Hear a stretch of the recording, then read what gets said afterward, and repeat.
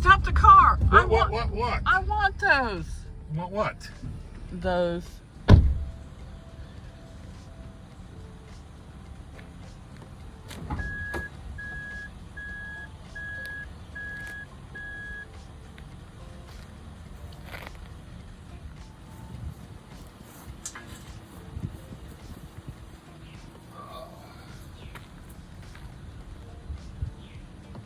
You know, that seems to be a reoccurring theme with me. Find something out of somebody's trash and make something with it. This case, it's not much of a difference from what I start with to what I end up with. Believe it or not, this is the wood I'm going to use. I really don't like using pressure treat so much, but this piece of pressure treat's been out and has dried significantly, so I think this will be okay. And considering I'm going to be staining this when I'm done, I think this will be fine. So the idea here is that I'm going to mill this down to individual boards. I might be able to get 3 slabs out of this, maybe 4. In all honesty, I'm a little nervous about this operation. This is an awful large piece of wood to be pushing on a table saw. But we'll see. I'm going to be making multiple passes and not very deep on each one. And the idea is that I'm going to make a pass here and then here by flipping it over and then turning it around, and then do a pass here and here. And then I'm going to raise the blade and do it again, and then raise the blade and do it again, and that's the idea. Now, I'm not going to get all the way through this board with the table saw, but when I've made my final pass with the table saw, then I will go to the bandsaw and then separate the pieces, and then do it again for the next 2 pieces.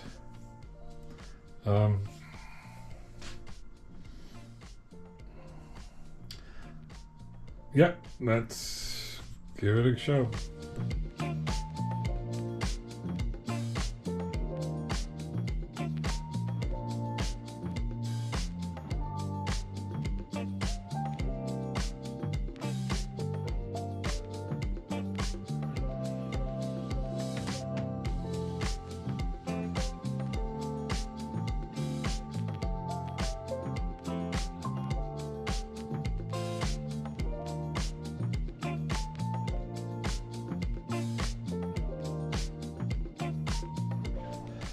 That is at the highest extent of my table saw blade.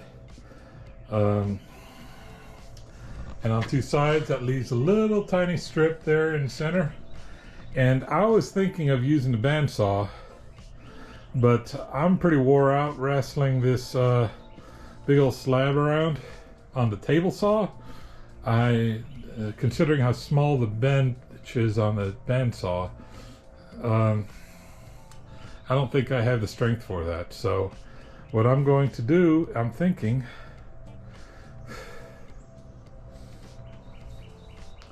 I don't know what I'm going to do. I'm going to take a break.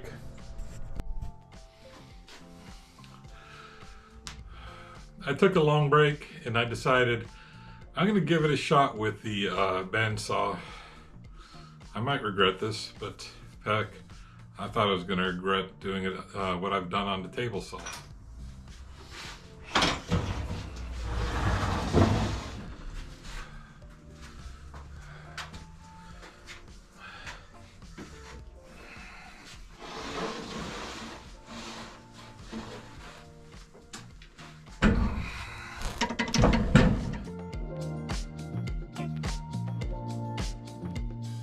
I didn't use a resaw blade on my bandsaw on purpose. I used a wood turner's blade with a, I don't remember what the TPI is on this.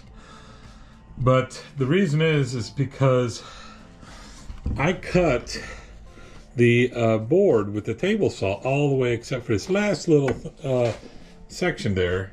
And as a result, when I used the bandsaw, all it did was it just followed the kerf from the table saw, and then it just it took the path of least resistance. So it came out pretty good. Now I have to do this entire process again, but now it's lighter. You know, it seems like a heck of a lot of work to extract some pressure treat out of this slab when I can just go to the home center and pick up pressure treat all day long for not very much money at all. There was a time during COVID that lumber was stupid expensive, but I hate to waste wood unnecessarily.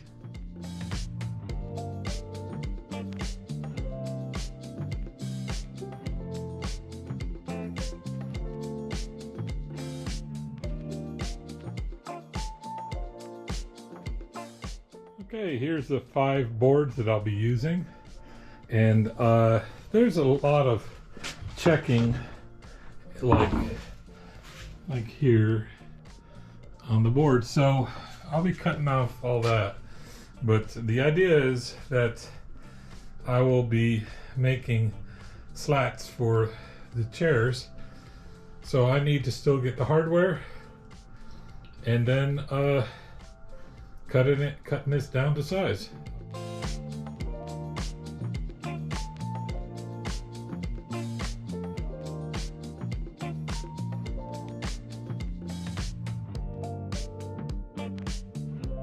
I bought some hardware for this project. 26 carriage bolts. I got 26 flat washers, 26 nuts, 26 split nuts, washers. I also got some rod, and the idea is that this is going to help stop racking, and I'll show later on what I do with this, but I got some rod. And now what I went and got these fence stretchers that you get in the chain link fence area of the store. These were $7. The piece of flat steel were more expensive, and as a result, these pieces, they'll have to be cut down a little bit, but they're going to work perfectly for what I need.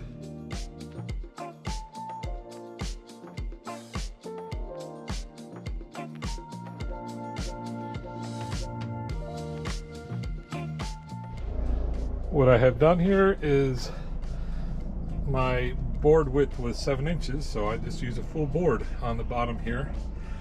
I didn't mention it earlier, I'm doing thicker than what these kits come as, and the reason I do that is because they don't seem to rot as fast and they last much longer. I have several other benches that I've done this with, and they've lasted much better. And also, I'm not using individual slats like the original kits did, because unless I have to, because why? This makes a much more stable and comfortable bench, in my opinion.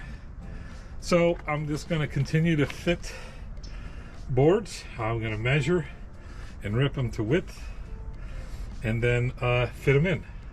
What I am doing is I'm putting the carriage bolt through the top to the bottom, and then I'm a flat washer, then a split washer, then a nut, and then untighten it.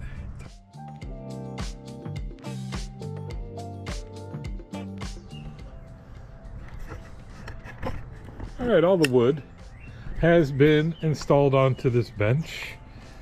A lot of climbing underneath, a lot of drilling holes and cutting to length and width. These things never come out perfect, and it's not fine joinery, honestly, but I think it came out rather nice. So there's still 2 more things that I need to do.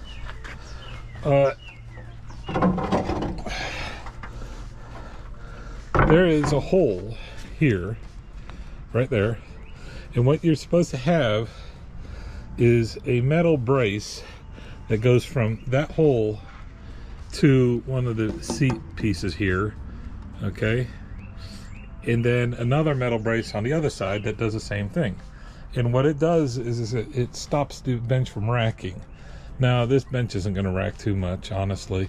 I don't even know if it's necessary, but I'm going to do it just the same. I'm done for today. I'm going to put things away.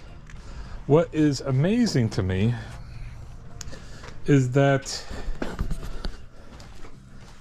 this is all the wood I have left over from that 8x8 board.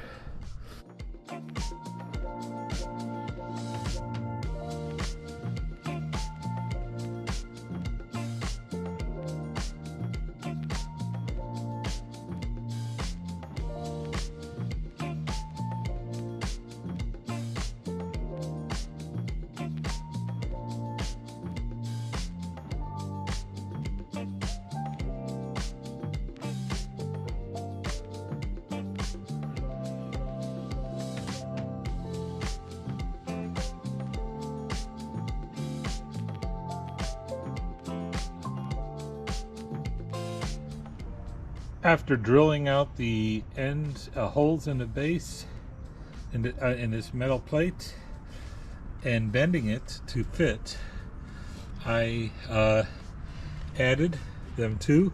And what that's going to do is it's going to keep the chair from racking from side to side. Now it's probably not that necessary with a chair with boards this thick, but a little bit of insurance can't hurt. I bolted them on. I used carriage bolts through the boards in the center, and then just hex nuts on the ends. A little bit of stain, and wow, this thing is really popping and it looks really nice. It's stable as heck. It looks nice, and it didn't cost me but $60. The hardware and the metal bars cost, the metal bars for the racking costs $7 and change, and then hardware cost, oh gosh, not much at all, like $2 or $3. And then the stain was the most expensive thing, but I bought a gallon because I have other benches to do on occasion, and a gallon cost $47. So but I got lots of it left over, so I could put another coat on it at some point. But I'm pretty pleased with it, and that's another project for the books.